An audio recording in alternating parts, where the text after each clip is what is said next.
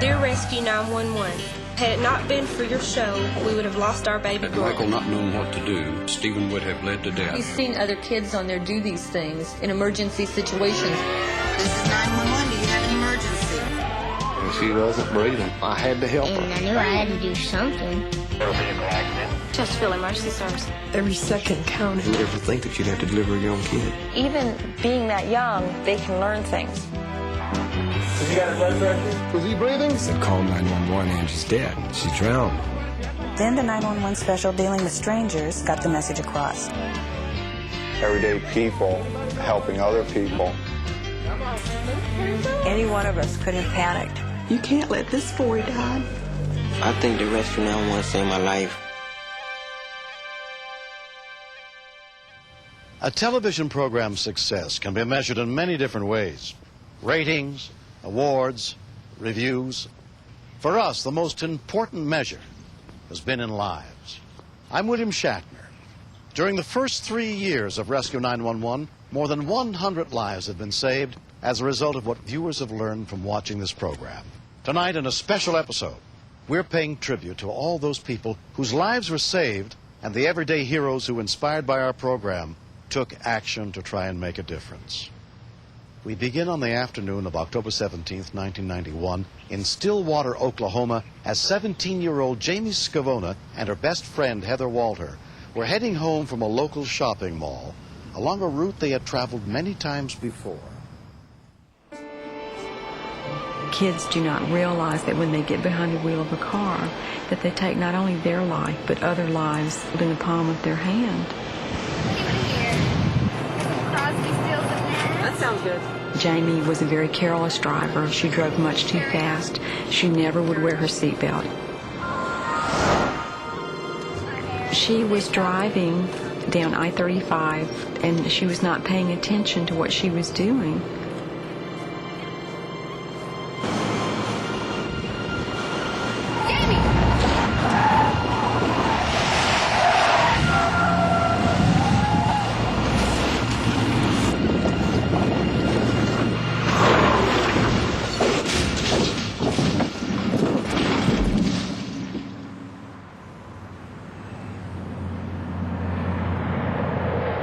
I remember rolling, I don't know how long. I remember coming to a rest and thinking I didn't want to move.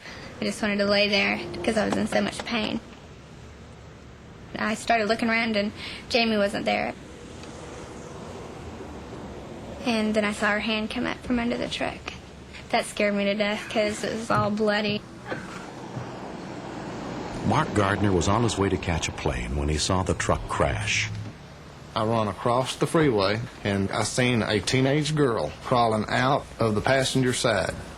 Lay down, lay down, lay down. Out of the corner of my eye, I seen the other girl, and the truck was laying on top of her.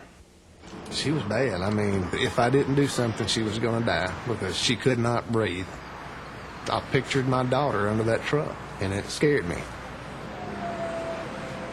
I was just going to try to lift the truck a little where she could breathe. But when I started up with it, I just kept on going.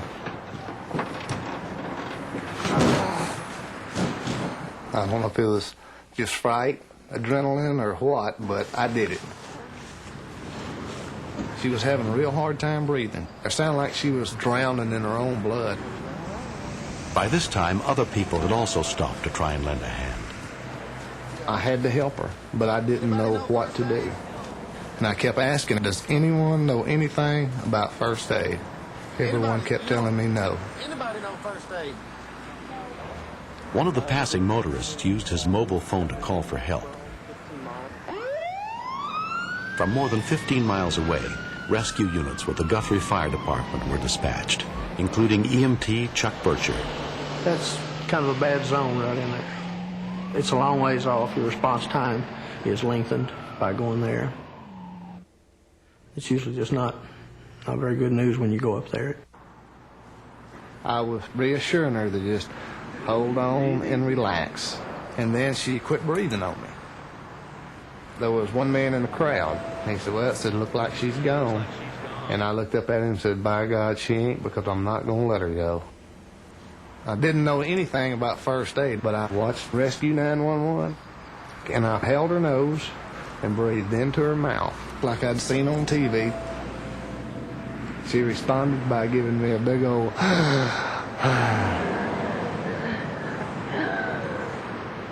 I didn't know if I was going to have to do it again, but I was relieved to know that she was breathing again. I could hear her and trying to breathe. I was concerned because I knew she had asthma really bad. So I told the people that she needed her inhaler. Some lady in the crowd had got her inhaler out, but I wasn't about to give her any inhaler because I don't know what the inhaler does. I didn't want to put nothing in her, you know. I just wanted to keep her breathing until somebody with experience got there. Within 8 minutes of the accident, an Oklahoma Highway Patrol trooper arrived on the scene. I asked the police officer, I said, can you talk to the ambulance? Ask them, can I give her some inhaler?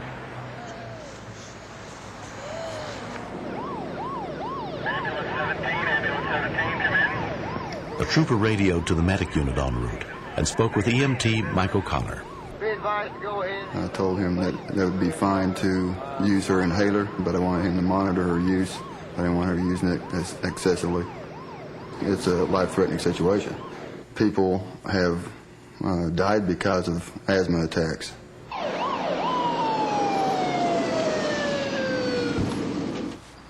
Jamie, can you hear me? Went to the police officer and told him, I've got to catch a plane in 35 minutes. I've got to go.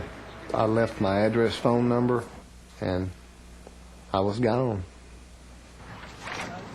She was in severe respiratory distress. Her lips were a little blue. She was having a real hard time getting any air movement at all.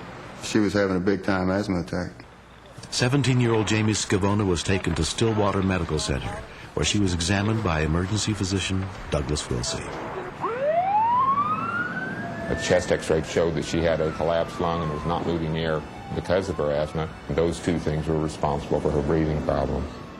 And she had multiple other problems, left collarbone fractures and a left knee laceration and injury, and blood in her urine, confirming a severe trauma to the abdomen.